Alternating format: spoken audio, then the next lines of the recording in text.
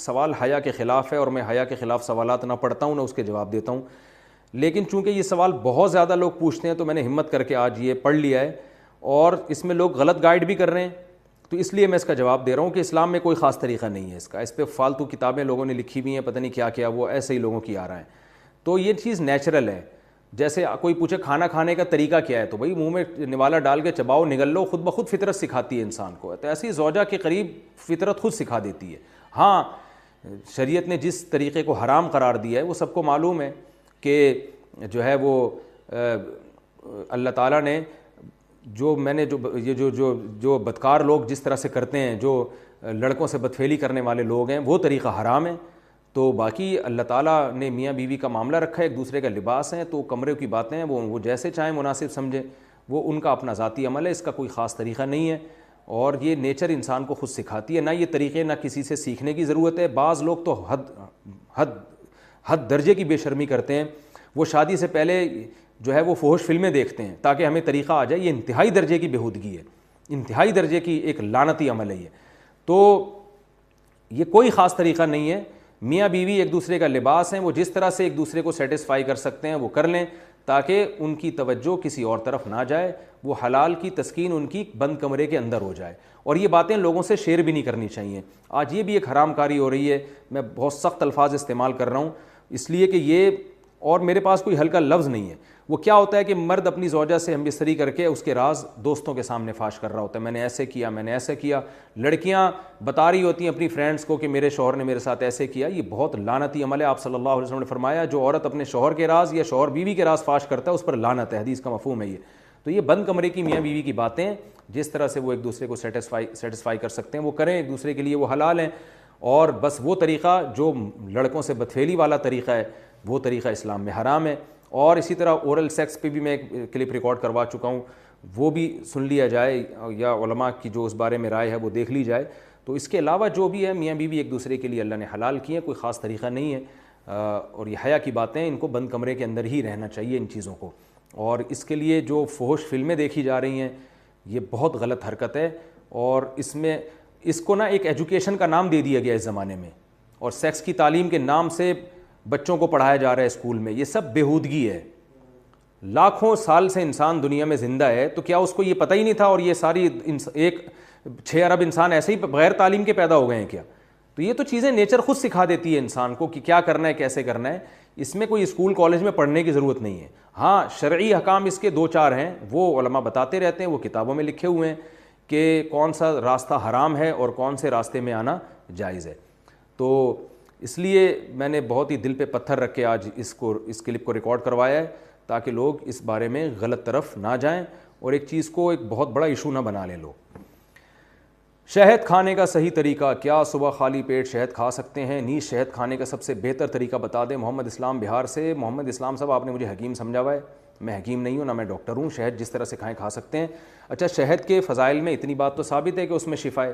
باقی کھانے کے جو طریقے حدیثوں میں بیان کیے جاتے ہیں نا، یہ ضعیف من گھڑت حدیثیں اکثر، کہ جو خالی پیٹ شہد کھائے گا اس کو یہ فائدہ ہوگا، ایسی کوئی روایتیں نہیں ہیں، موضوع من گھڑت روایتیں ہیں. کچھ شہد کے بارے میں حدیث صحیح بھی ہے، لیکن عام طور پر جو حکیموں کی کتابوں میں حدیثیں لکھی ہوتی ہیں اکثر من گھڑت ہیں. تو شہد کھائیں، بس نہار منہ کھائیں، ناشتے کے بعد کھائیں، یا آپ جانیں، آپ کا پیڑ جانیں، آپ کے محلے کے ڈاکٹر یا حکیم جانیں. تو میں تو آپ کو یہ بتاؤں گا کہ کھائیں ضرور. خواتین کو شکایت ہوتی ہے بھئی میاں جو ہے ہمارے حقوق ادا نہیں کر رہا.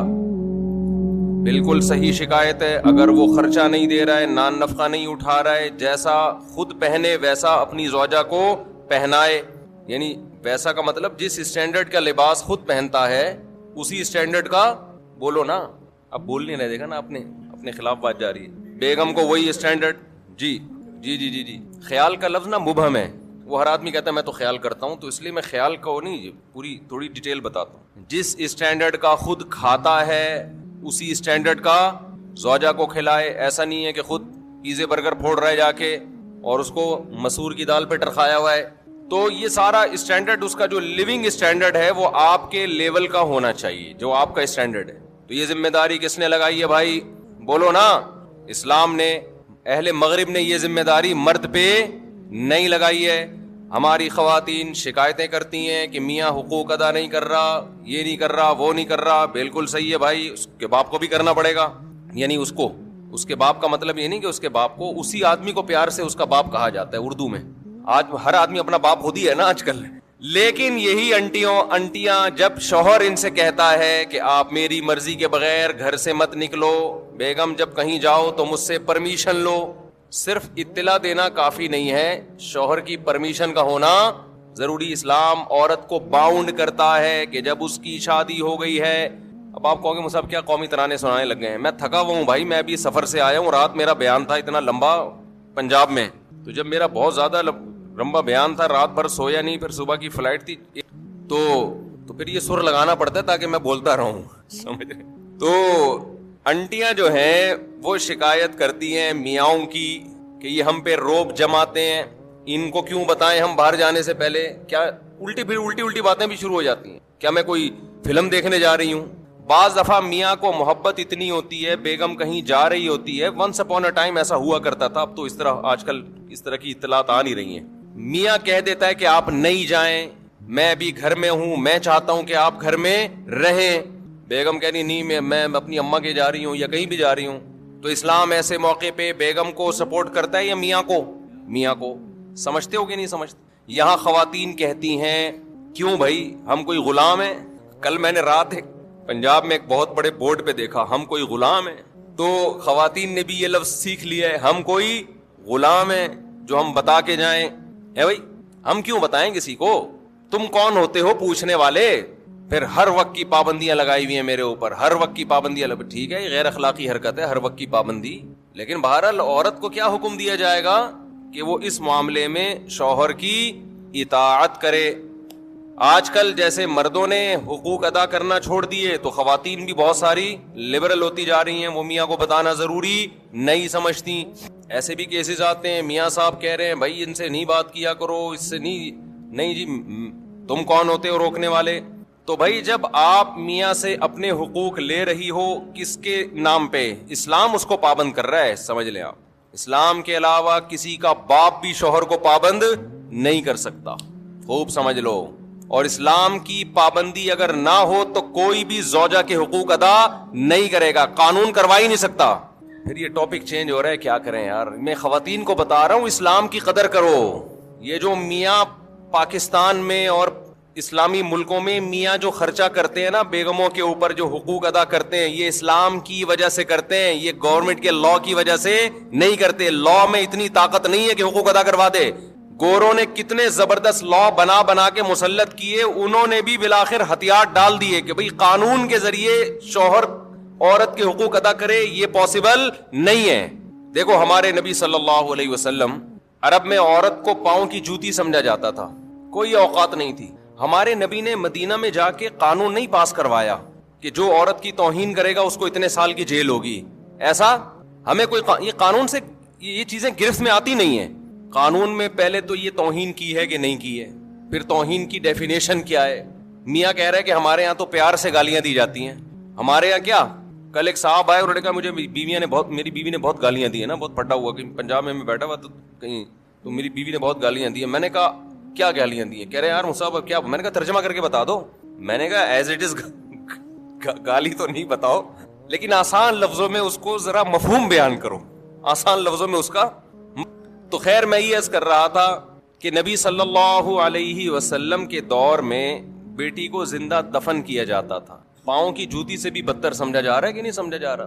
تو آپ صلی اللہ علیہ وسلم نے قانون سازی نہیں کی ہے مدینہ میں کہ کورٹ میں عورت کیس کرے شوہر توہین کر رہا ہے. یہ بہت مبہم چیزیں ہوتی ہیں, اور قانون کے ذریعے ان چیزوں کی گرفت نہیں ہو سکتی ہے. بلکہ آپ صلی اللہ علیہ وسلم نے یہ بتایا کہ میں اللہ کا پیغمبر ہوں, اور دلائل سے ثابت کیا. اللہ نے اتنے معجزے دیے جس سے صحابہ کو یقین ہو گیا کہ آپ کس کے پیغمبر ہیں؟ اللہ کے. پھر قرآن میں اللہ نے آیتیں نازل کی, لَقَدْ كَانَ لَكُمْ فِي رَسُولِ اللَّهِ أُسْوَةٌ حَسَنَةٌ, تمہارے لیے پیغمبر کی زندگی میں بہترین نمونہ ہے. فالو کرنا ہے تو کس کو فالو کرنا ہے؟ پیغمبر کو. اب لوگ سمجھ گئے پیغمبر جو کرتے چلے جا رہے ہیں ہمیں وہ کرنا ہے, نہیں کیا تو پنشمنٹ کس کی طرف سے ملے گی؟ اللہ کی طرف سے. اب کوئی دیکھنے والا نہیں ہے, اب نہ کوئی وکیل کی ضرورت نہ کیس کی ضرورت. کس کا خوف بٹھا دیا ہے؟ اللہ کا. تو پھر صحابہ نے پیغمبر کا عمل کیا دیکھا؟ مشہور حدیث ہے نا کہ ایک صحابی نے نبی صلی اللہ علیہ وسلم کی دعوت کی, آپ نے فرمایا عائشہ کو بھی بلاؤ تو آؤں گا میں. یہ جو ایٹیٹیوڈ ہے, یہ جو رویہ ہے زوجہ کے ساتھ, وہ صحابی بلا رہے ہیں نبی کو, اور آپ کیا کہہ رہے ہیں ساتھ میں کس کو؟ زوجہ کو بھی بلاؤ. دل صاف تھے لوگوں کے, ان کے پاس اتنی گنجائش نہیں تھی. انہوں نے عرض کیا یا رسول اللہ یہ میں نہیں کر سکتا. آپ نے فرمایا دعوت کیا ہے؟ کینسل. پھر ان صحابی نے کچھ دنوں بعد دعوت کی, یا رسول اللہ آپ کی دعوت کرنا چاہتا ہوں. آپ نے فرمایا عائشہ کو بھی بلاؤ. صحابہ آپ کا یہ عمل بولو دیکھ رہے تھے, تو سیکھ رہے تھے نا کہ کیسے زوجہ کے ساتھ کیسا رویہ ہوتا ہے. انہوں نے کہا نہیں ہو سکتا, آپ نے فرمایا نہیں جا سکتا. پھر تیسری مرتبہ صحابی نے عرض کیا یا رسول اللہ آپ کی دعوت کرنا چاہتا ہوں. اچھا میرے سے یہ بیان خواتین سنتی ہیں نا, وہ کہتی ہیں ہائے کاش مفتی صاحب کتنے اچھے ہیں, اللہ اپنی بیگموں کے ساتھ کیسے ہوں گے. تو مجھے وہ لطیفہ یاد آتا ہے جو مولوی اس طرح بیویوں کے حقوق بیان کر رہا ہوں نا, خواتین بڑی متاثر ہوتی ہیں کہ ان کے گھر والے کتنے خوش قسمت ہوں گے, ان کی تو کبھی دعوت ہوتی ہوگی تو کہتے ہوں گے اب بیگم کے ساتھ بلاؤ تو آؤں ورنہ میں نہیں آ رہا, جاؤ. تو وہ لطیفہ تمام خواتین سن لیں. ایک آدمی جو تھا نا ڈرائیونگ کر کے اپنی بیگم کو لاتا, بیگم اگلی سیٹ پہ بیٹھی ہوتی, اس کی بیگم اسکول ٹیچر تھی, تو لاتا اسکول کے باہر گاڑی کھڑی کرتا, اترتا, بیگم کا گیٹ کھولتا, دروازہ نا لاک کھولتا, وہ جاتی تو خواتین دوسری دیکھتی یار کتنی رسپیکٹ دے رہا ہے, خود اترتا ہے ڈرائیوروں کی طرح دروازہ کھولتا ہے باہر سے نا. رشتے آنا شروع ہو گئے. ایک اور شادی ہو گئی اس کی اسی چکر میں نا, خواتین نے خود کہ بھائی اتنی عزت دے رہا ہے یار ہمیں بھی چاہیے اس کی بیوی بن جائے ہم. 2 شادیاں ہو گئی.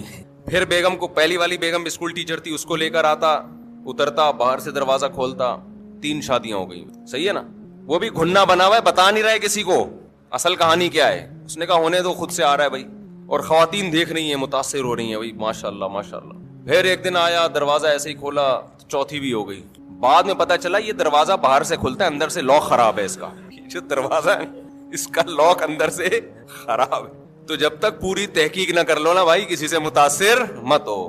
تو ضروری نہیں ہے کہ جو مولانا صاحب ممبر پہ بیٹھ کے بڑے اچھے اچھے بیانات کر رہے ہیں خود بھی اتنے اچھے ہوں, یہ کوئی ضروری نہیں ہے. اس لیے زیادہ انسپائر ہونے کی ضرورت نہیں ہے. تو نبی صلی اللہ علیہ وسلم نے کیا فرمایا کہ عائشہ کو بھی بلاؤ. تو تیسری دفعہ میں جب انہوں نے دعوت دی, تو جب آپ نے فرمایا کہ عائشہ کو بھی بلاؤ, تو انہوں نے عرض کیا کہ ٹھیک ہے. تو صحابہ آپ صلی اللہ علیہ وسلم کا یہ عمل اپنی آنکھوں سے بولو دیکھ رہے تھے. اب کوئی قانون سازی کی ضرورت نہیں تھی. اللہ نے پہلے بتا دیا تھا کہ تم نے فالو کس کو کرنا ہے؟ پیغمبر کو فالو کرنا ہے, ان کا رویہ دیکھنا ہے. حضرت عمر رضی اللہ تعالی عنہ کی زوجہ نے ایک دفعہ اونچی آواز سے بات کی تو وہ غضبناک ہو گئے کہ یہ کیا بھائی. انہوں نے فرمایا کہ پیغمبر, پوری حدیث کے الفاظ مجھے یاد نہیں ہیں, انہوں نے فرمایا کہ پیغمبر صلی اللہ علیہ وسلم کی زوجہ کبھی پیغمبر صلی اللہ علیہ وسلم سے اونچ نیچ ہو جاتی ہے. وہ اونچ نیچ ہوئی تھی نا, حضرت زینب نے حلوہ بنا کے بھیجا, حضرت عائشہ رضی اللہ تعالی عنہا مسجد نبوی میں حجرے کے باہر موجود تھی, صحابہ کرام بیٹھے ہوئے تھے, حضرت زینب نے کچھ حلوہ بنا کے بھیجا. حضرت عائشہ رضی اللہ تعالی عنہا کو غیرت آئی کہ میری باری میں سوکن کی مداخلت کیوں ہو رہی ہے. امی عائشہ نے وہ حلوہ کی برتن اٹھا کے زمین پہ دے مارا اور اس کو توڑ دیا. میں اکثر اس موقع پہ کہتا ہوں بھائی اگر ہم اور آپ میں سے کوئی ہوتا اور دوست بھی یہ منظر دیکھ رہے ہوتے تو غیرت کا مسئلہ بناتے کہ نہیں بناتے, اور دوستوں کو واقعہ سناتے کہ میری بیگم نے ایسے حلوہ میرے سامنے برتن توڑا, میں نے رکھ کے 2 لگائے. تیرا بھائی ڈرتا ورتا کسی سے بولتے ہیں نا. ہمارے نبی صلی اللہ علیہ وسلم نے کیا فرمایا, سید الانبیاء, آپ نے اس کی ایک اچھی لاجک پیش کی. فرمایا غارت امکم, تمہاری ماں کو غیرت آ گئی ہے. یہ محبت میں ہوا ہے, سمجھ رہے ہیں کہ نہیں سمجھ رہے. ان کو یہ ہوا کہ باری میری ہے تو کسی اور کے گھر سے گفٹ کیوں آ رہا ہے, دوسری زوجہ کے گھر سے, تو یہ غیرت میں کیا ہی ہے. کوئی غصہ نہیں ہوئے, زمین پہ بیٹھ کے وہ برتن اٹھا لیا. اور جب حضرت عائشہ کا غصہ ٹھنڈا ہوا تو فرمایا کہ برتن کے پیسے دے دینا, زمان تو آئے گا نا. یہ تو نہیں کہ غیرت میں آپ نے کسی کچھ بھی کر لو تو زمان تو آتا ہے نا. تو میں جب یہ حدیث پڑھی میں حیران ہوا. میں نے کہا یار اگر ہم لوگ ہوتے تو ہم یہ واقعہ 30 لوگوں کو بھی سناتے, بھائی تیری بھابھی نے ایسا کیا آج, اور تجھے پتا ہے ہم سسرال سے ڈرتے ورتے نہیں. اور دوست بھی مردانگی کے چیلنج دیتے, ابے تو جورو کا غلام ہے, تیرے گھر میں برتن ٹوٹ رہے ہیں, صحیح ہے نا, تیرے گھر میں کیا ہو رہا ہے, اور وہ بھی تیرے دوستوں کے سامنے, شاگردوں کے سامنے. کوئی تمیز ہے یار, رکھ کے لگایا کیوں نہیں تو نے؟ لیکن صحابہ نے یہ منظر بھی اپنی آنکھوں سے دیکھا. یہ حدیث تو صحابی بیان کر رہے ہیں نا, کہ نبی نے اس کی توجیح کی, غارت امکم, تمہاری ماں کو غیرت آ گئی. تبھی تو حدیث میں آتا ہے. دیکھو یہ واقعہ سننے میں الگ ہے, سننے میں تو آپ سمجھ رہے ہو بھائی نارمل ہے. حقیقت یہ ہے کہ جب گزرتی ہے تو پتہ چلتا ہے کہ اس کے لیے تھوڑے بہت اخلاق کافی نہیں ہے, بہت بڑا ظرف ہونا چاہیے. اور خاص طور پر وہ پیغمبر جن کو سب فالو کر رہے ہیں, مقتدا اور رہبر ہیں, جن سے افضل اس کائنات میں اللہ نے کسی کو پیدا کیا نہیں ہے. تو اسی وجہ سے حدیث میں آتا ہے کہ تم میں سب سے بہتر وہ ہے جس کے اخلاق اچھے ہیں. اور آپ نے فرمایا میرے اخلاق تم میں سب سے زیادہ اچھے ہیں. اور یہ بھی آپ صلی اللہ علیہ وسلم نے فرمایا, خیارکم لأہلہ, تم میں سب سے بہتر اللہ کے نزدیک وہ ہے جو اپنے گھر والوں کے ساتھ سب سے اچھا ہے. یہاں کہ پھر وہی بات آ جاتی ہے, ہم مغربی کلچر کو فالو کر رہے ہیں, ان میں گھر والے نہیں ہوتے, ان کے ہاں سب برابر ہیں. اسلام ترجیح کس کو دیتا ہے؟ رشتوں کو. دیکھو گورا تھینک یو سے بات کرتا ہے, ہر ایک سے اس کا تھینک یو برابر ہے. کسٹمر سے بھی وہی تھینک یو, عام آدمی سے بھی وہی thank you, excuse me, please, یہ جو ان کے الفاظ ہیں نا, یہ سب سے کیا ہیں؟ برابر ہیں. اسلام میں سب کے لیے برابر نہیں ہے. اسلام میں سب سے پہلے ماں باپ ہیں, پھر میاں بیوی ہیں, پھر بچے ہیں, بھائی بہن ہیں, یہ ہیں رشتے. آج کتنے لوگ دوستوں سے بڑی تمیز سے بات کر رہے ہوتے ہیں, گھر میں آتے ہی ایسے جیسے چنگیز خان نے بغداد پہ حملہ کیا ہے. گھر میں تمیز سے داخل ہی نہیں ہوتے, مسکراتے چہرے کے ساتھ داخل نہیں ہوتے, سلام نہیں کرتے. جو میں نے آبزرو کیا ہے نا, جس کی لاٹھی اس کی بھینس, جو پاورفل ہے نا وہ حاوی ہے بس. مرد اگر پاورفل ہے تو وہ حقوق نہیں دے گا, وہ دبائے گا حقوق. عورت طاقتور ہے تو وہ مرد کو کھا جائے گی, مرد طاقتور ہے تو عورت کو کھا جائے گا. جس کی لاٹھی اس کی بھینس. جب اللہ کے خوف سے حقوق ادا ہوتے ہیں, اللہ کی چاہت میں حقوق ادا ہوتے ہیں, تو آپ طاقتور ہو تو بھی حقوق ادا کرو گے, آپ کمزور ہو تو بھی, کیونکہ آپ کو پتا ہے کہ میں کس کی وجہ سے حقوق ادا کر رہا ہوں. مجھ پر کون ہے؟ اللہ ہے, میں اس کو راضی کرنے کے لیے کر رہا ہوں. تو میں اس کر رہا تھا کہ جب تک اللہ کا یقین اور اللہ کی سزا کا خوف اور اللہ کی جنت کا یقین نہیں ہوگا, انسان ایک دوسرے کے حقوق بھی ادا نہیں کریں گے. نساء کا مطلب ہی عورتیں ہیں. امرأتن عورت کو کہتے ہیں عربی میں, نساءن اس کی جماعت ہی. اس صورت میں اللہ تعالیٰ نے خواتین کے بہت سارے حقوق بیان کیے. زمانہ جاہلیت میں بہت سارے ظلم ہوتے تھے عورتوں پر, ان کا تذکرہ کیا. بہت طویل احکام ہے, کئی بار میں بیان کر چکا ہوں. اور خاص طور پر میاں بیوی کے آپس کے رہن سہن کے معاملات, پھڈا ہو جائے تو کیا کرنا ہے, کیسے نمٹانا ہے اس کو. اس میں ایک بہت اہم صورت ہے, وَإِنْ خِفْتُمْ شِقَاقَ بَيْنِهِمَا, میاں بیوی میں کسی طرح بن نہ رہی ہو تو فَبَعْثُوا حَكَمًا مِّنْ أَهْلِهِ, ایک بندہ جو بندے کا تو بندہ ہو, ٹھیک ہے نا, وہ شوہر کی طرف سے, اور ایک بندہ لڑکی والوں کی طرف سے. دو بندے مل کے بیٹھیں اور دیکھیں کہ ان میں غلطی کس کی ہے. سمجھتے ہیں؟ اللہ فرماتے ہیں اِن یریدا اصلاحا, اگر میاں بیوی واقعی اصلاح چاہتے ہوں گے. بعض دفعہ غلط فہمیوں کی وجہ سے بڑے مسائل کھڑے ہو جاتے ہیں, دونوں صحیح ہوتے ہیں پھر بھی لڑ رہے ہوتے ہیں. بدگمانیاں, غلط فہمیاں بہت پھیلائی جاتی ہیں نا معاشرے میں. شوہر اگر محبت زیادہ دے گا تو عورت سمجھتی ہے کہ یہ میرا یہ نہیں غلام ہے, یا اس میں کچھ ٹیکنیکل فالٹ ہے کوئی اس کے اندر. وہ اگر تھوڑا استغنا دکھائے گا تو وہ الٹا سمجھے گی. خیر بہت سارے حکام ہمارے رہ جاتے ہیں اگر ہم ایک ہی چیز کو ڈیٹیل میں لے کے چلیں. تو اللہ نے فرمایا کہ دو بندے بیٹھ جائیں, آپس میں صلح و صفائی کی کوشش کریں. اگر میاں بیوی میں سے دونوں اصلاح چاہتے ہوں گے, غلط فہمیاں دور کرنا چاہتے ہوں گے, یوفق اللہ بینہما, تو اللہ دونوں میں جوڑ پیدا کر دے گا. اس سے پتہ چلتا ہے کہ دونوں میں سے ایک بھی اگر شرارتی ہے تو پھر جوڑ پیدا نہیں ہوگا. ایک بات تو یہ ہو گئی. اچھا, یہ یہاں ایک چیز اہم امپورٹنٹ یہ ہے کہ ایک بندہ بیٹھے, دونوں خاندانوں میں سے جرگہ نہ بٹھائیں. لوگ 2 بسیں بھر کے لے آتے ہیں. جتنے زیادہ لوگ کسی معاملے کو حل کرنے کے لیے بیٹھیں گے, معاملہ سلجھنے کے بجائے اتنا زیادہ الجھے گا. یہ خوب سمجھ لیں. جن گھروں میں یہ معاملات ہوتے ہیں نا کہ بیٹی کی شادی کا اختیار ایک باپ کے پاس ہے, تو وہاں شادیاں بروقت بھی ہوتی ہیں, صحیح جگہ بھی ہوتی ہیں.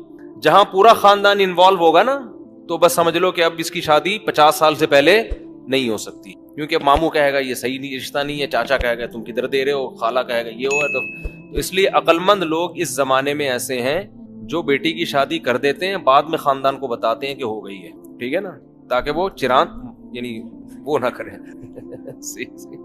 تو ایسی باتیں ممبر پہ مناسب نہیں ہے, لیکن ہو یہی رہا ہے, کیا کریں, بعض دفعہ نامناسب بات کرنی پڑ جاتی ہے, وہ بڑے مسائل ہوتے ہیں. خیر, تو ایک بندہ ادھر سے جو بندے دا پتر ہو اور ایک بندہ ادھر سے جو وہ بھی کیا ہو, یہ بندہ بھی میں اس لیے کہہ رہا ہوں کہ وہ بھی سمجھدار آدمی ہو, تو بیٹھیں گے تو اللہ مسئلہ حل کر دے گا دونوں کے درمیان. اس سے بھی یہ پتہ چلتا ہے کہ اللہ تعالیٰ یہ نہیں چاہتے کہ فوراً طلاق کی طرف جاؤ, اللہ پہلے گھر کو بسانا چاہتے ہیں. ایک اور حکم جو سورہ نساء میں بیان ہوا, بعض دفعہ یہ بھی ہوتا ہے کہ میاں بیوی ایک دوسرے سے حقوق لینے کی کوشش کر رہے ہوتے ہیں مگر کوئی دے نہیں رہا ہوتا, یہ اس کے حقوق میں گڑبڑ کر رہا ہے یا وہ اس کے حقوق میں. تو اللہ نے پھر ایک آپشن بیچ کا یہ بھی دیا ہے کہ بھائی طلاق سے بہتر ہے کہ صلح کر لو آپس میں. صلح کا مطلب کچھ حقوق سے دستبردار ہو جاؤ. بعض دفعہ یہ ہوتا ہے کہ شوہر کو بیوی سے نفرت ہے, وہ نہیں چاہتا کہ میں اس کے پاس آؤں, جب بھی آتا ہوں پھڈا ہوتا ہے, وہ کوئی ایسی بات کہہ دیتی ہے جس سے اس کی کھوپڑی گھوم جاتی ہے. میں یہ قرآن کی تفسیر ہی بیان کر رہا ہوں, لوگ مجھے کہتے ہیں آپ قرآن کی تفسیر کے علاوہ باتیں کر رہے ہوتے ہو. یہ قرآن کی آیت ہے نا, وَإِنِ امْرَأَةٌ خَافَتْ مِن بَعْلِهَا نُشُوزًا أَوْ إِعْرَاضًا, اسی کی تفسیر ہے. تفسیر کا مطلب یہ ہوتا ہے کہ اپنے الفاظ میں اس کو ڈیفائن کیا جائے. اگر میں وہ قرآن کی آیتیں ہی پڑھوں گا وہ تفسیر تو نہیں ہوئی نا, تو تفسیر تو میں اپنی مثالوں سے, تفسیر کا مطلب کیا ہے, اس کو ڈیفائن کرنا. ڈیفائن ہمیشہ انسان اپنے الفاظ میں کرتا ہے, اپنے زمانے کے عرف کو دیکھ کر, اپنے زمانے کے لوگوں کو دیکھ کر, اس زمانے کی مثالیں دے کر ڈیفائن کرے گا. ڈیفائن یہ نہیں ہوتا کہ وہی آیتیں ہی پڑھنا شروع کر دوں میں. اب نیوٹن کا قانون آپ کے ٹیچر نے آپ کو پڑھایا کہ جو چیز متحرک ہے وہ ہمیشہ متحرک ہی رہے گی. نیوٹن نے ہی فرمایا تھا نا یہ, او کما قال نیوٹن. نیوٹن نے فرمایا تھا کسی اور نے فرمایا تھا؟ بھائی ہم نے اسکول میں پڑھا تھا, جو چیز ہل رہی ہے نا وہ ہمیشہ ہلتی چلتی رہے گی جب تک روکنے والا نہ ہو, جو رکی ہوئی ہے وہ ہمیشہ رکی رہے گی جب تک دھکا دینے والا نہ ہو کوئی اس کو. یہ نیوٹن کا قانون تھا. آپ نے لا پڑھا دیا, اب بچے کہہ رہے ہیں کہ سر آپ اس کو ڈیفائن کریں. آپ نے ڈیفائن میں وہی لا دوبارہ پڑھ کے سنا دیا. کہیں گے سر اس کو ڈیفائن کریں, آپ کہہ رہے ہیں میں ڈیفائن ہی تو کر رہا ہوں, وہی قانون آپ دوبارہ پڑھ کے سنا رہے ہیں. ہر عمل کا رد عمل ہوتا ہے, ہر ایکشن کا ری ایکشن ہوتا ہے, اس کی اسپیڈ اتنی ہوتی ہے جتنے ایکشن کی اسپیڈ ہوگی, ٹھیک ہے نا. ابے بھائی یہ تو لا ہے نا. اب آپ ٹیچر سے کہیں گے آپ بتاؤ, تو ٹیچر اپنے الفاظ میں بتائے گا. ٹیچر کہے گا دیکھو یہ ایک گیند ہے, یہ دیوار پہ مارو گے, جتنی فورس سے مارو گے اتنی ہی فورس سے واپس آئے گی. اب آپ کہو سر ہم نے آپ کو نیوٹن کا قانون پڑھانے کا گیند اور بلے کی مثالیں دینے کے لیے نہیں کہا. یہ میرے بیان کے ساتھ لوگ کمنٹس میں حشر کر رہے ہوتے ہیں کہ ان کو تفسیر کے نام پہ پتہ نہیں کیا چیزیں پڑھا رہے ہیں لوگوں کو. میں کمنٹس پڑھتا ہوں, جب بھی یہ تراویح والے بیانات کے بھی کمنٹس پڑھتا ہوں, میں ایسے نہیں ہو جاتا غافل کہ لوگ کیا کر رہے ہیں کہ بس ہم نے بیان اپلوڈ کر دیا ایسی کی تیسی جو جس پہ گزر رہی ہے. میں عموماً کمنٹس پڑھ رہا ہوتا ہوں کہ تبصرہ کیا ہے, لوگوں کا فائدہ ہو رہا ہے, نقصان ہو رہا ہے. اس میں بعض دفعہ مجھے میرے اصلاح کی چیزیں بھی مل جاتی ہیں. بعض کمنٹس ایسے ہوتے ہیں وہ نیگیٹو ہوتے ہیں لیکن ہوتے صحیح ہیں, تو مجھے آئندہ سدھرنے کا موقع مل جاتا ہے, تو میں وہ کمنٹس دیکھتا ہوں. بعض تو ایسے خاندانی کمنٹس ہوتے ہیں, اسکرین شاٹ لے کے اپنے پاس سیو کر لیتا ہوں, سمجھتے ہو. تو انسان کو پتا ہونا چاہیے اس کی بات کا معاشرے پہ کیا اثر پڑ رہا ہے. دیکھو اچھا ڈاکٹر آپ کا علاج کرے گا, ایک ہفتے کی دوا دے کے کہے گا رپورٹ پیش کریں ہوا کیا اس دوا سے, فائدہ ہوا کہ نقصان ہو. پھر وہ مناسب سمجھے گا تو ہفتے بعد دوا چینج کر دے گا, نہیں تو اسی دوا کو باقی رکھے. اور جو 2 نمبر ڈاکٹر ہوگا پکڑا کے بولے گا بھاڑ میں جائے, مادہ فاسدہ نکل جائے بس کسی طریقے سے, اس کا پیٹ صاف ہو جائے, مرے جیے ہماری غرض. تو اس لیے میں کمنٹس دیکھتا ہوں, لوگوں کے تبصرے پڑھتا ہوں. تو لوگ بہت سے یہ تبصرہ کر رہے ہوتے ہیں کہ تفسیر کا لیکچر ہے اور اپنی زیادہ چلا رہے ہوتے ہیں. تو اپنی کچھ بھی نہیں ہوتی اس میں, آیت قرآن کی ہوتی ہے, مثالیں ہم آج کے زمانے کے لحاظ سے. تبھی تو پیغمبر صلی اللہ علیہ وسلم کو بھی اللہ نے کیا قرآن میں فرمایا کہ اے نبی آپ قرآن ان کے سامنے پیش کریں پھر اس کو بیان بھی کریں. تو نبی نے اپنے الفاظ میں بیان کیا ہے, اس زمانے کے حساب سے مثالیں دی ہیں. سمجھتے ہو کہ نہیں سمجھتے؟ تو اب دوسرا پہلا حکم تو بتا دیا نا, دونوں میں پھڈا ہو تو کیا کرنا ہے.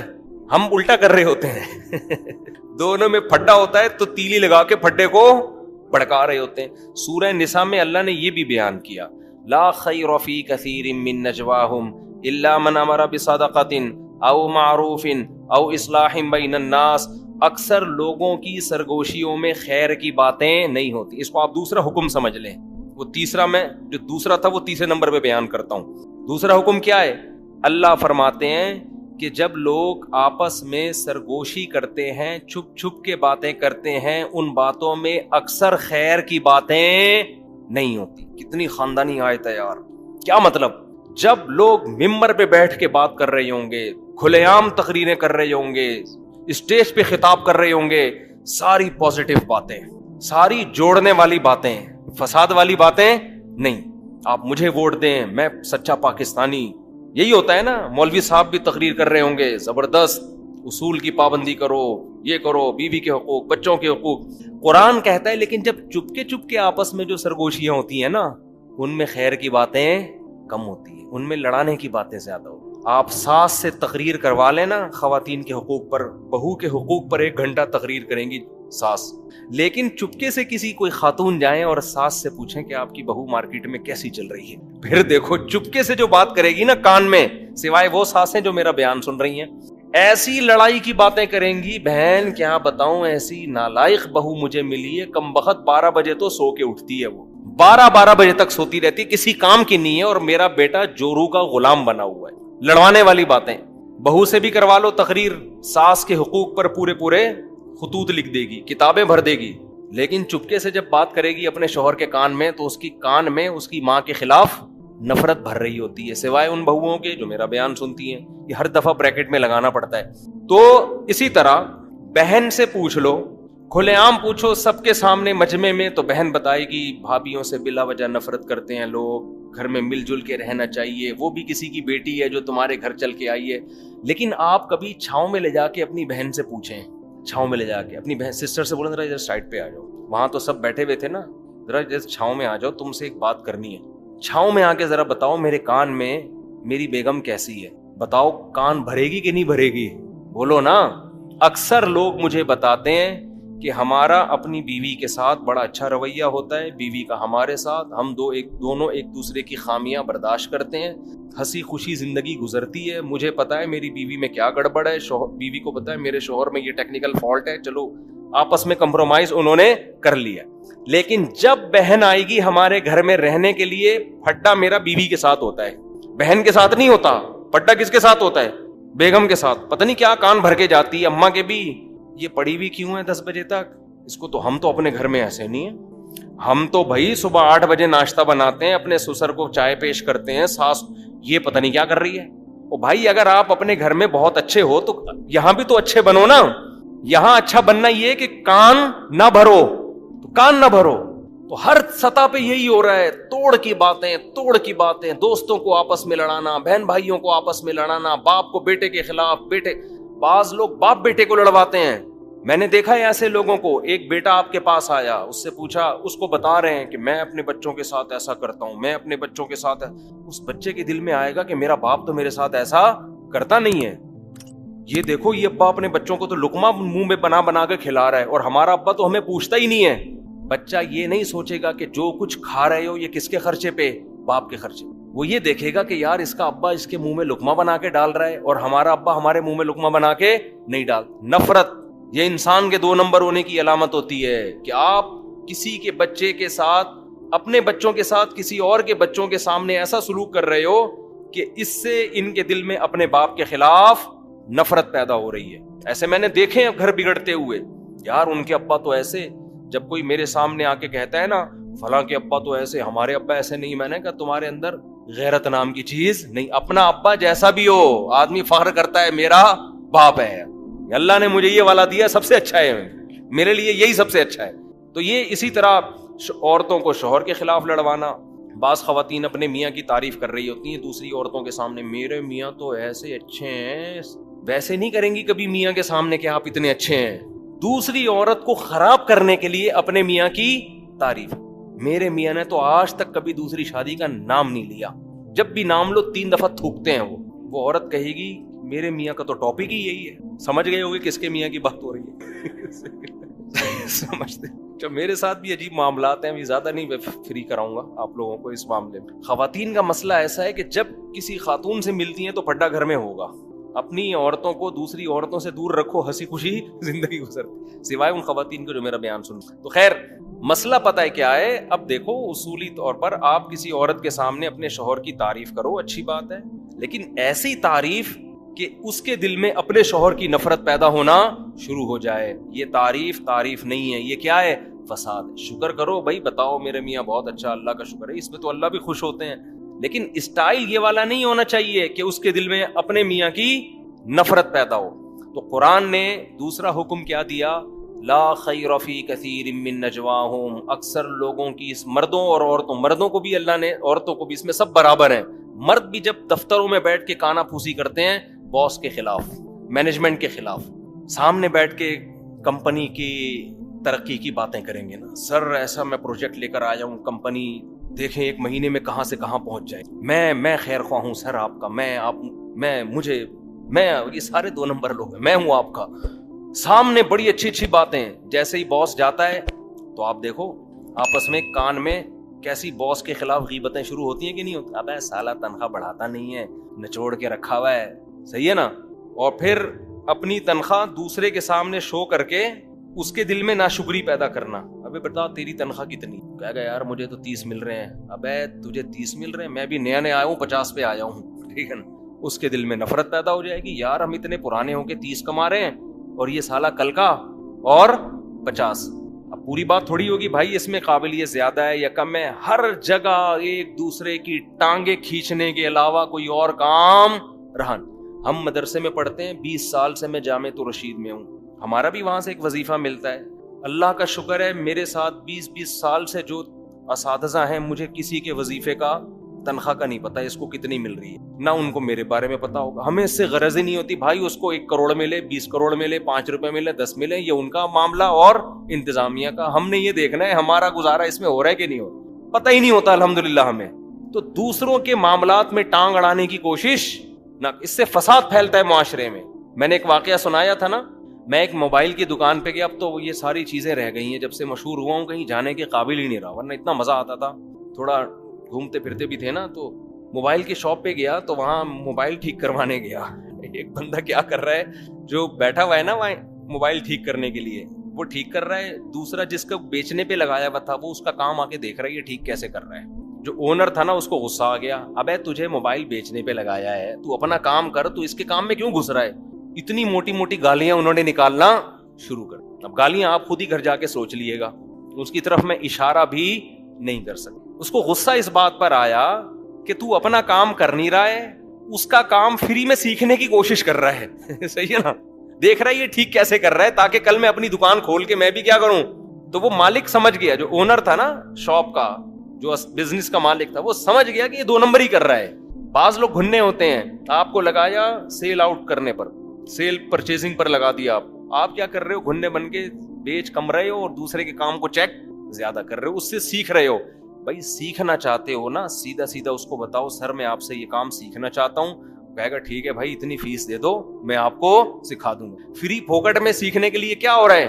جھانکا تاکی ہو رہی ہے، کر کیا رہا ہے یہ، دیکھو کیا کر رہا ہے۔ اس کو اتنا اس شرارت سمجھ گیا نا، اس کی اتنی گالیاں دی ہیں نا اس نے، میں کھڑا ہوں گالیاں پہ گالیاں دیے جا رہے ہیں، جیسے معین اختر کے ماموں نے جو گالیاں دی تھی۔ تو یہ بھی 2 نمبر ہی ہے، آپ کو جو کام لگایا آپ وہ کام کرو، آپ دوسرے کے کام میں ٹانگ نہ اڑاؤ۔ اگر آپ نے سیکھنا ہے تو آپ بتا دو بھائی ادارے کھلے ہوئے ہیں، یا اس کو بول دو یار تم مجھے سکھا دو، وہ کہے گا میں اتنے پیسے دوں گا آپ کو۔ خیر، تو جب بھی چپ کے چھاؤں میں اور اس طرح شرارتیں ہوتی ہیں تو اللہ فرماتے ہیں لوگوں کی اکثر سرگوشی تو سمجھتے ہیں نا، اکثر سرگوشیوں میں خیر کی باتیں نہیں ہوتی، توڑ کی باتیں ہوتی ہیں۔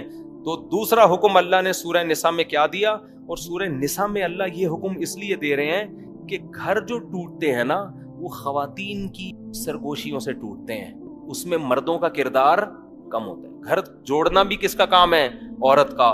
توڑنا بھی کس کا کام ہے؟ عورت کا۔ گھر کی مالکن تو وہ ہوتی ہے نا، اس لیے اللہ نے اس آیت کا ذکر کہاں کیا؟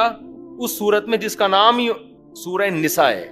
تو اس میں خاص طور پر خواتین کو کہا جا رہا ہے کہ شوہر کو اس کی بیوی کے خلاف مت ورغلاؤ، ساس کو بہو کے خلاف مت ورغلاؤ، بہو کو ساس کے خلاف پڑوسنیں آ کے بتا رہی ہوتی ہیں تمہاری بہو ایسی، ساس کو وغیرہ وغیرہ جو بھی ہو رہا ہے معاشرے میں۔ تو دوسرا حکم اللہ نے دیا کہ جب بھی چپ چھپ کے باتیں کرو گے تو باتوں میں کیا کرو؟ خیر ڈالو، خیر۔ اور قرآن کے الفاظ دیکھو، مَن یفعل ذلک ابتغاء مرضات اللہ، جو بھی لوگوں میں جوڑ پیدا کرے گا اللہ کو راضی کرنے کے لیے. یہ اللہ نے کیسا زبردست لفظ کہا. جوڑ پیدا کرنے میں خوشی نہیں ہوتی انسان. جوڑ یا تو جب پیدا کرے گا یا کوئی کمیشن, جب تک کوئی کمیشن ملے گا. فری پھوکٹ میں جوڑ پیدا کرنا آسان کام. آدمی دوسروں کو لڑتا ہوا دیکھ کے ہی خوش ہوتا ہے. انسان کی عادت ہے یہ کہ سب لڑے میں سکون سے رہوں بس. آپ دیکھ لو کسی گھر سے پھڈے کی آواز آئے نا, سارے کھڑے ہو کر کان لگا کے سننا شروع کر دیتے ہیں. ہوتا ہے کہ نہیں ہوتا یار؟ ہو کیا رہا, اور انجوائے کرتے ہیں, انجوائے کر رہے ہوتے ہیں. تو اس لیے اللہ کہتے ہیں جو جوڑ پیدا کرے گا ابتغاء مرضات اللہ, اللہ کو راضی کرنے کے لیے, کیونکہ اس میں اللہ کی رضا کے علاوہ آپ کو کخ بھی ملنے والا نہیں ہے. حتیٰ کہ لوگ بھی تعریفیں نہیں کرتے, لوگ بھی اس کو قریب کرتے ہیں جو منفی باتیں زیادہ کرتا ہے. آپ ذرا غیبتیں شروع کر دو, اس کی ادھر اس کی ادھر, وہ برائے گا, بولے گا یار تھوڑا میرے ساتھ بھی ہو جائے کچھ شیئر, ٹھیک ہے نا, کیا کہہ رہے تھے, سنا ہے تم بتا رہے تھے وہ بندہ 2 نمبر ہے. لیکن اگر کوئی تعریفیں کر رہا ہے کہ وہ بھی ٹھیک ہے تو وہ بھی ٹھیک ہے تو وہ بھی ٹھیک ہے تو وہ بھی ٹھیک ہے, دفعہ ہو یہاں سے, فضول باتیں لے کے بیٹھ, بورنگ. تو لوگ بھی نا توڑنے والوں کو, اور مشہور بھی توڑنے والے زیادہ ہوتے ہیں. یہ جو بعض لوگ یوٹیوب پہ مشہور ہو گئے نا, ان کی شہرت کی وجہ یہی ہے کہ وہ بھی غلط, وہ بھی غلط, وہ بھی غلط, وہ بھی غلط, وہ بھی غلط. لوگوں نے کہا یار یہ حق پرست آدمی ہے, یہ مشہور ہو گئے. اگر یہ کہتے کہ امام ابو حنیفہ بھی ٹھیک ہیں, امام شافعی بھی ٹھیک ہے, امام بخاری بھی ٹھیک ہیں, اور علماء دیوبند بھی ٹھیک ہیں, اور بریلوی والے بھی بہت سے اچھے ہیں, اور اہل حدیث میں بھی کچھ اچھے لوگ ہیں, اور دیوبند میں بھی کچھ اچھے, سارے تو دیوبند میں بھی اچھے نہیں ہیں کہ آپ سمجھے کہ دیوبند کی بات آئی تو آدھے کر دیا. تو ہر قوم میں بھائی اچھے بھی ہیں, ہر قوم میں کیا ہیں, برے لوگ بھی ہیں. تو اب بجائے اس کے کہ برے لوگوں کی برائیوں کو ہائی لائٹ کیا جائے, ان کے نظریات کو بیان کر دو نا. نام لے لے کے فلاں آدمی نے یہ ارشاد فرمایا, الو کا پٹھا ہے 1 نمبر کا, فلاں آدمی نے یہ کہا ہے 2 نمبر. ابے بھائی یہ کہنے کی کیا ضرورت ہے؟ آپ بولو یہ نقیدہ کیا ہے, یہ برا ہے. دیکھو قرآن کیا کہہ رہا ہے, وَلَا تَسُبُّوا الَّذِينَ يَدْعُونَ مِن دُونِ اللَّهِ, ان کے بتوں کا نام لے لے کے برا مت کہو, انتقام کی آگ بھڑکے گی ان میں. یہ بتاؤ کہ اللہ کے سوا جتنے معبود ہیں کیا ہیں, باطل. جب آپ اسپیسیفک لوگوں کے نام لے لے کے فلانا ایسا فلانا ایسا, تو اس سے جاہل لوگ تو بہت خوش ہو جاتے ہیں, لیکن جو معاشرے میں تعمیری کام کرنا چاہتے ہیں وہ سمجھ جاتے ہیں کہ اس سے معاشرے میں تعمیر کا کام نہیں ہوگا, اس سے تخریب کاری, فرقہ واریت بڑھے گی. اور کمال یہ ہوتا ہے کہ ایسے فرقہ پرستوں پہ لیبل لگا دیا جاتا ہے فرقہ واریت کے خلاف بڑا مؤثر کام کر رہے ہیں.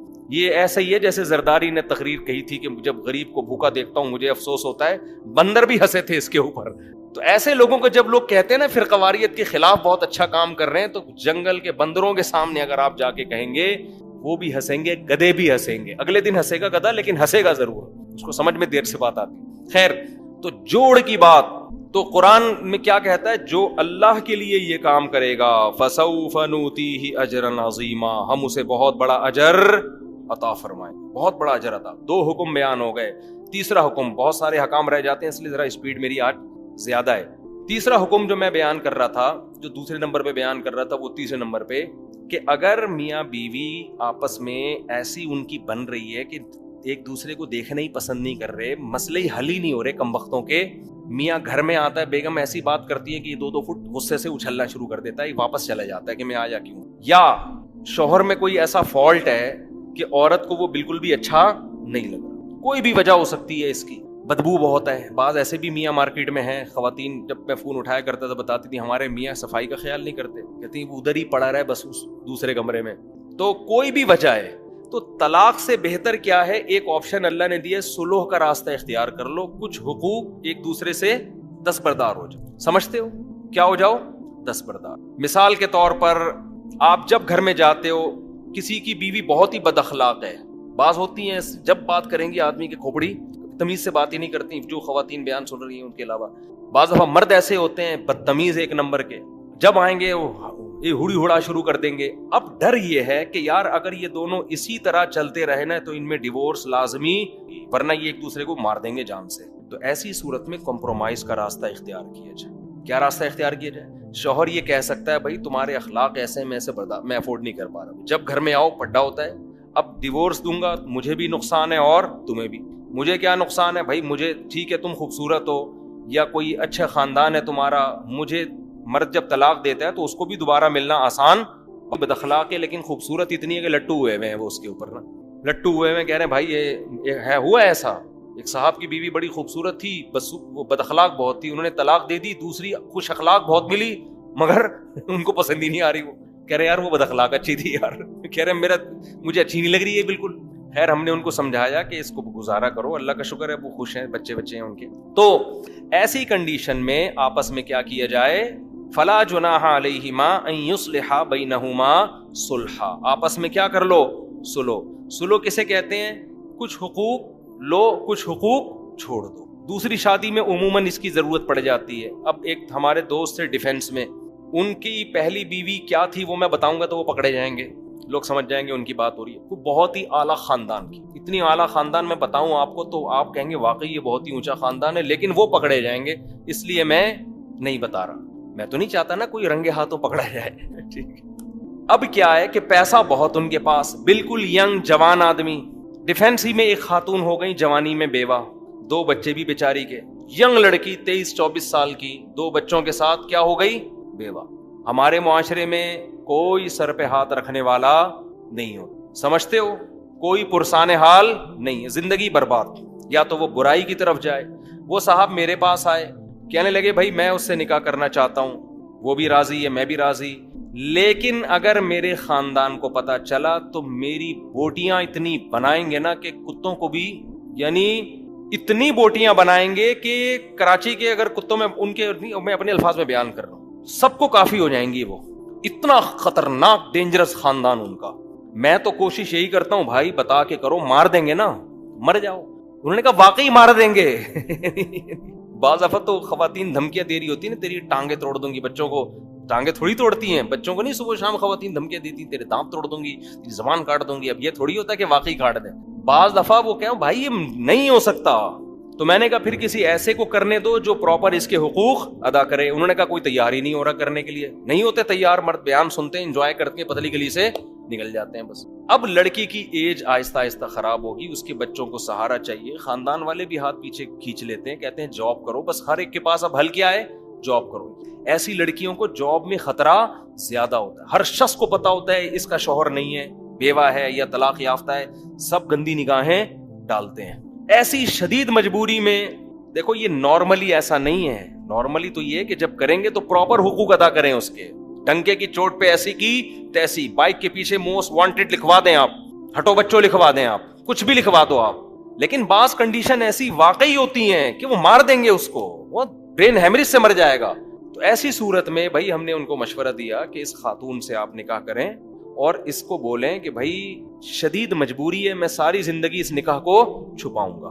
دیکھو مجھے یہ واقعہ بیان کرتے ہوئے ڈر اس لیے لگتا ہے کہ لوگ کہیں دوسری شادی اس طرح سے نہ شروع کر دیں.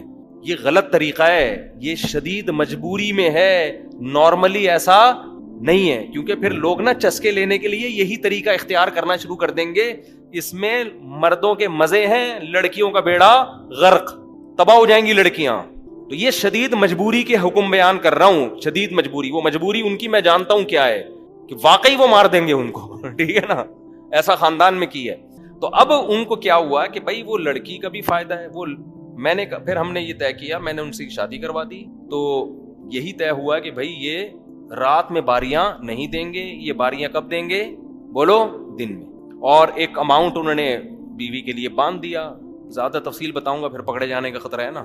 ٹھیک ٹھاک مالدار آدمی ہے تو اچھے خاصا ایک اماؤنٹ باندھ دیا. بچیوں ان کا جو ہے نا وہ ان کی بیٹیوں کی 2 بیٹیاں تھی، اس کی کفالت، بیٹیاں بیٹا پتہ نہیں واللہ عالم. پھر اللہ نے ان کو بھی اولاد دی. تو الحمدللہ 10-15 سال سے ہنسی خوشی زندگی اسی طرح سے گزر رہی ہے. ٹھیک ہے نا. تو وہ لڑکی کو شوہر مل گیا، بچوں کا سرپرست مل گیا، مزید اولاد مل گئی. تو اب مسئلہ یہاں کیا ہوا ہے کہ یہ ہے وہ آیت جو میں سمجھانا چاہ رہا ہوں. اللہ فرماتے ہیں اگر حقوق پورے ادا کرنا کسی طرح ممکن نہیں ہے تو طلاق سے بہتر ہے، یا عورت بغیر شوہر کی زندگی گزارے یا شوہر بھی بغیر بیوی کی زندگی گزارے، اس سے بہتر ہے کوئی بیچ کا راستہ اختیار کر. کیونکہ عورت کا حق ہے رات کی باری. اگر وہ اپنے حق سے دستبردار ہو جائے، انہوں نے پہلے بتا دیا بھائی میں رات کی باری نہیں دے سکتا، کیونکہ رات جب مارکیٹ سے شارٹ ہوں گا تو پکڑا جاؤں گا میں. سمجھتے ہو کہ نہیں سمجھتے؟ تو اب کیا ہے کہ وہ اچھا جب ان کے اولاد ہوئی، میں نے کہا بھائی اس بچے کو نادرہ میں رجسٹرڈ کرواؤ اس کو. اب وہ ان کے انتقال کے بعد بچہ آ رہا ہوگا کہ یہ میرے ابا کا جنازہ ہے، مجھے بھی وراثت میں حصہ چاہیے، یہ میرے ڈاکومنٹس ہیں. سمجھ میں آ رہی ہے بات؟ اب ہر خاتون ڈیفینس میں پریشان ہوگی کہیں میرے شوہر کے بارے میں تو نہیں. ڈیفینس میں ہر عورت کا دل اب لرز رہا ہوگا کہ کہیں یہ میرے میاں کے بارے میں بات تو نہیں ہو رہی. تو ہو سکتا ہے گلشن اقبال میں ہو ڈیفینس, میں نے پیار سے کہہ دیا گلشن اقبال کو. ہو سکتا ہے کراچی میں نہ ہو, یہ اسلام آباد کا واقعہ بیان کر رہا ہوں. تو ڈیفینس کی کوئی خاتون پریشان ہونے کی کوشش نہ کریں. اور یہ دیکھو کہ اس خاتون کا گھر بھی بس گیا, برائی سے بھی بچ گئی, بچوں کو سرپرست بھی مل گیا. اب بعض دفعہ جب کیونکہ نکاح میں نے پڑھایا تھا تو ان خاتون کا فون آیا, مجھے رات کی باری چاہیے, میرے میاں کو مجبور کریں, یہ کیسا میاں ہے, دن میں آتا ہے رات میں مارکیٹ سے شارٹ. میں نے ان کو سمجھایا, میں نے کہا زیادہ مجبور اس کو کرو گی نا آپ تو میاں لیس ہو جاؤ گی. اس سے بہتر نہیں ہے کہ بالکل ہی میاں کے بغیر زندگی سے بہتر نہیں ہے ایک عدد میاں مل گیا.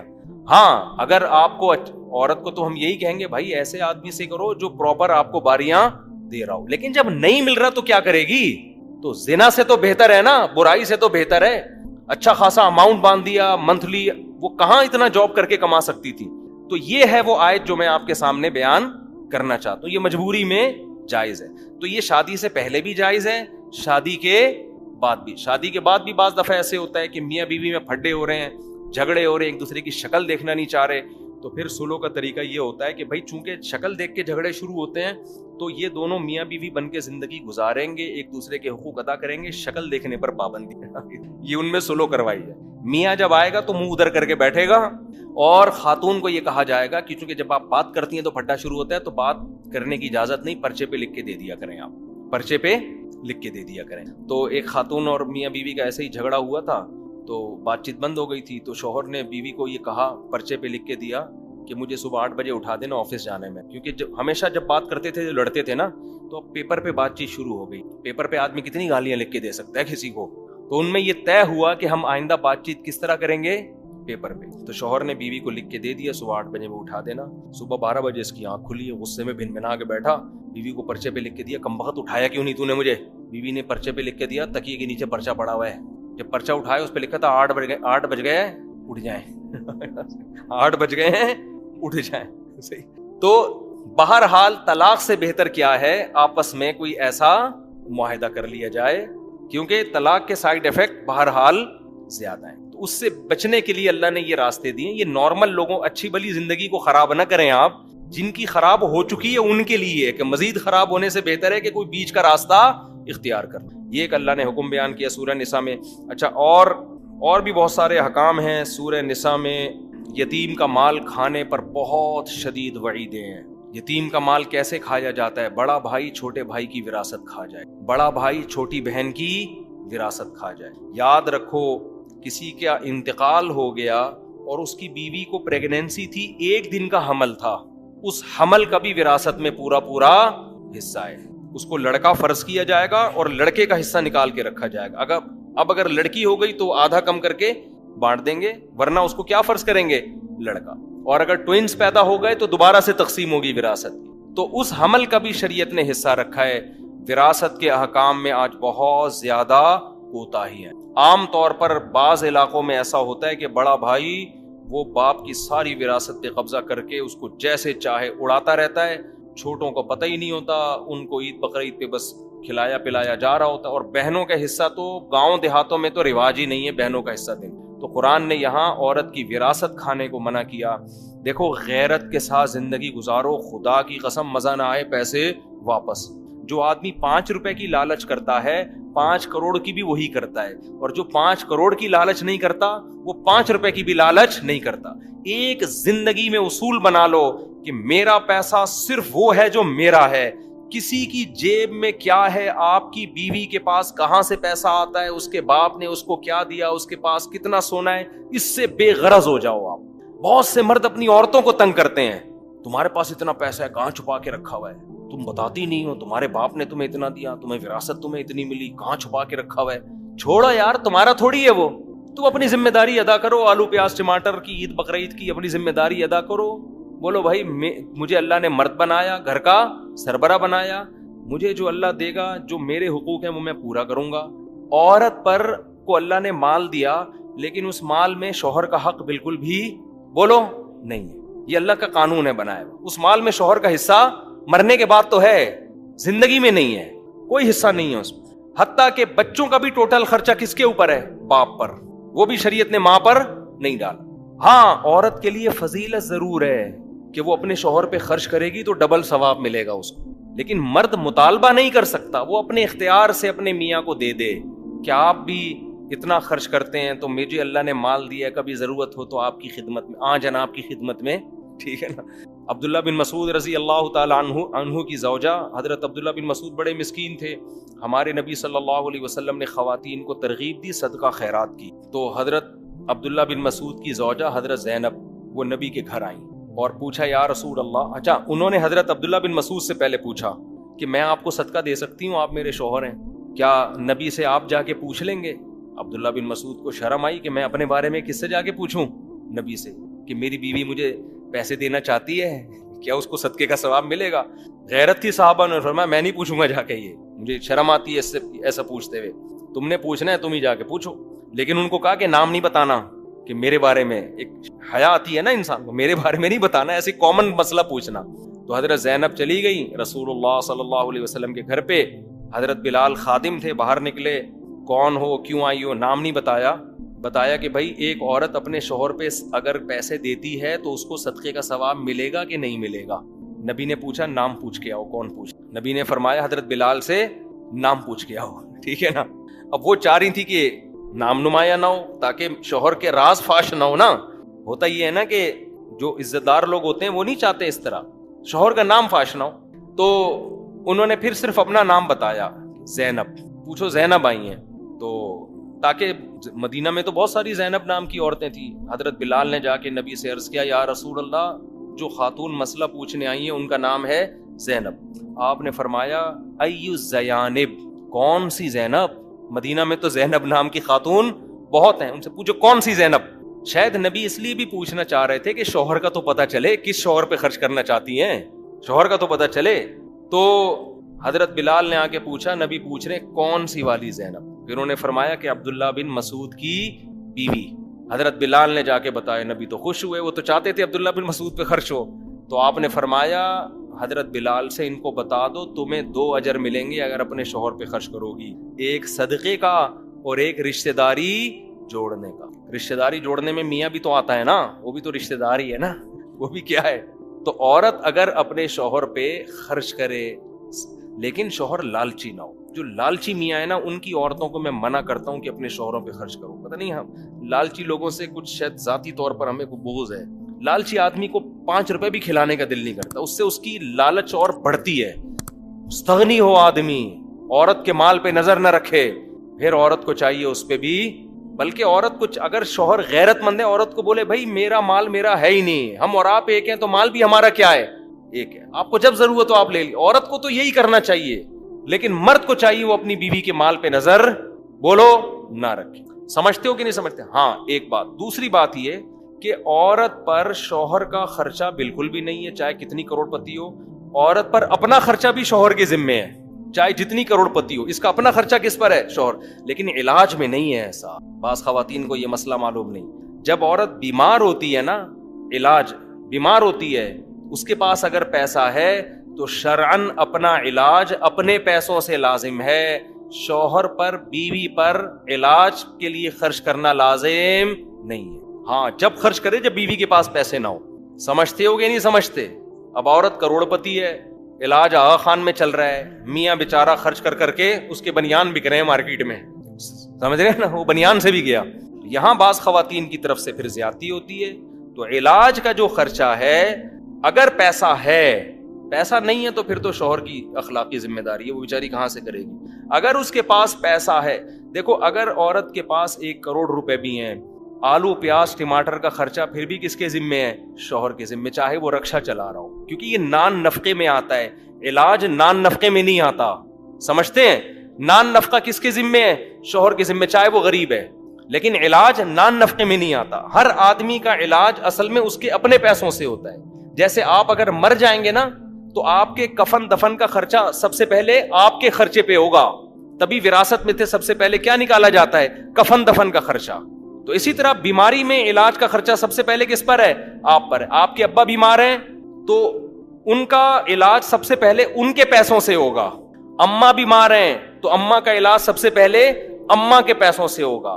بھائی بیمار ہے تو بھائی کا علاج سب سے پہلے بھائی کے, آپ بیمار ہیں تو آپ کا علاج سب سے پہلے آپ کے پیسوں سے. وہ ختم ہو جائیں پھر ادھر ادھر تعاون ہوگا. تو یہ بھی ایک اہم ترین مسئلہ ہے جو ہماری خواتین کو معلوم نہیں ہے. ایک افراط و تفریط ہے نا. یورپ میں شوہر اپنی بیوی کو 5 روپے کی چائے بھی نہیں پلاتا, اور ہمارے یہاں پورا ہی نچوڑ لیا جاتا ہے میاں کو. تو اعتدال اس میں ضروری ہے. تو اس لیے خواتین کو بولو کہ جب علاج ہونا تو پھر پہلے اپنے